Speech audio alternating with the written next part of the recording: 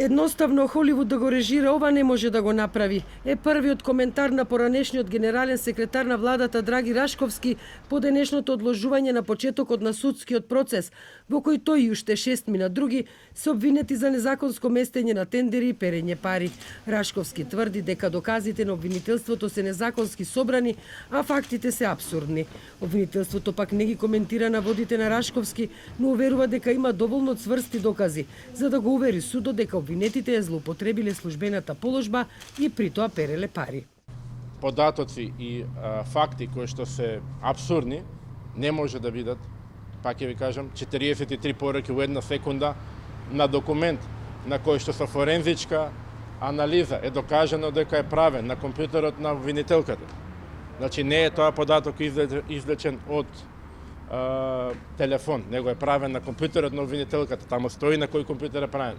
Предметот се наоѓа по жалба по одлука. Јас можам да кажам дека постапувањето на обвинителството во овој предмет ништо не се разликува од постапувањето во други предмети, а за кои предмети има веќе правосилни судски одлуки, вклучувајќи кои што се и познати на јавноста како рекет и како 27 април. На денешното судско рочиште и обвинителството и обвинетите до судот доставија дополнителни докази за кои веруваат дека ќе бидат во нивна полза и додека обвинителството не открива кој од функционерите ќе сведочи во негова корист, Рашковски најави дека меѓу другите го повикал поранешниот технички министер за внатрешни работи Наке Чулев да биде негов сведок.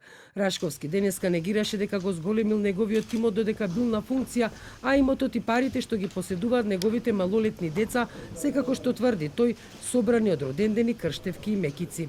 Рашковски не го прифаќа ниту доказот на обвинителството дека со парите земени од продажбата на системот за детекција и казнување на сообраќајни прекршоци, пред време го вратил кредитот што го имал.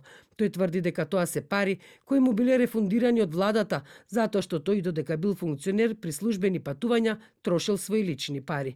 На денешното рочиште не се појави една од обвинетите, што беше доволна причина судењето да биде одложено. Според обвинението, поранешниот генерален секретар на владата Драги Рашковски од јуни 2017 до почетокот на мај 2021 година пуштил во оптека околу 88.000 евра, пари за кои обвинителството тврди дека се стекнати со извршување на кривично дело. Освен ова, обвинителството го товари Рашковски за незаконски исплатени хонорари.